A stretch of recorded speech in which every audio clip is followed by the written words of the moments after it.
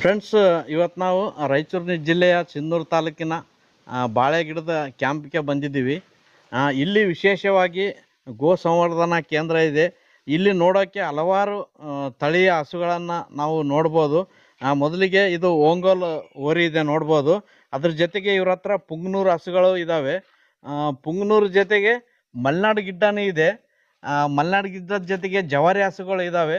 ಈ ರೀತಿ ವಿಶೇಷವಾಗಿ ಪುಂಗನೂರು ತಳಿಗಳನ್ನು ಅಭಿವೃದ್ಧಿ ಮಾಡ್ತಾ ಇದ್ದಾರೆ. ಈ ಮಲೆನಾಡು ಗಿಡ್ಡಕ್ಕೆ ಪುಂಗನೂರನ್ನು ಕ್ರಾಸ್ ಮಾಡಿ ಹಲವಾರು ಕರುಗಳನ್ನು ಪಡೆದಿದ್ದಾರೆ.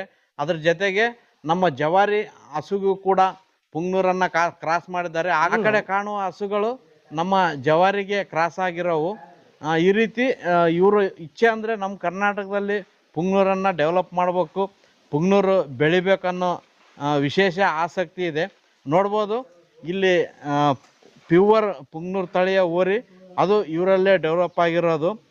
ಈ ರೀತಿ ನಮ್ಮ ರಾಯಚೂರು ಜಿಲ್ಲೆಯ ಸಿನ್ನೂರಿನಲ್ಲಿ ಒಂದು ವಿಶೇಷವಾದಂಥ ಹಸು ಸಾಕಾಣಿಕೆ ನಡೀತಾ ಇದೆ.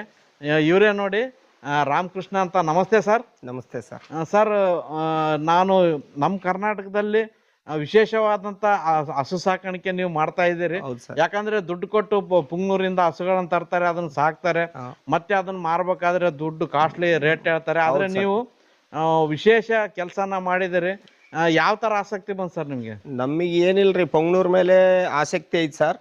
ನಮ್ ಫ್ರೆಂಡೇ ಡಾಕ್ಟರ್ ಒಬ್ರು ಗೋಪಾಲ್ ಅಂತೇಳಿ ಇದಾರೆ ಸರ್ ಇಲ್ಲಿ. ಅವರು ಪುಂಗನೂರು ಮಾಡಮಣ್ಣ ಜವರ ಹಾಕಳ್ಕಂತ ಹೇಳಿದ್ರು. ಆಯ್ತು ಕಡ್ಡಿ ತರ್ಸಪ್ಪ ಅಂತಂದೆ. ಅವ್ರೊಂದು ಕ್ಯಾನ್ ತಗೊಂಡು ನಾಡಪತಿಗೆ ಹೊಸ ಅಲ್ಲಿದ್ದ ಕಡ್ಡಿ ತರಿಸ್ತಾರ ಸರ್.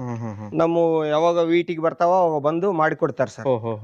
ಅವ್ರಿಗೆ ಕೂಡ ದೊಡ್ಡ ಆಸಕ್ತಿ ಐತ್ರಿ, ಡಾಕ್ಟರ್ ಅನ್ಬಾರ್ದು. ಅವ್ರು ಕೂಡ ಪುಂಗನೂರು ದೊಡ್ಡ ಪ್ರೇಮಿಗಳು ರೀ.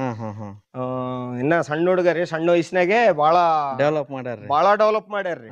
ಈಗ ನಮ್ಮ ತಾಲೂಕಿನಾಗೆ ಕನಿಷ್ಠ ಇಲ್ಲ ಅಂದ್ರೆ ಒಂದು 200 ಪುಂಗನೂರು ಆಕಳ ಇದಾವ್ರಿ. ಅಲ್ಲೊಂದು ಎಲ್ಲಾ ಡೆವಲಪ್ ಮಾಡಿದ್ದು ಕಾರಣ ಗೋಪಾಲ್ ರೆಡ್ಡಿ ರೀ.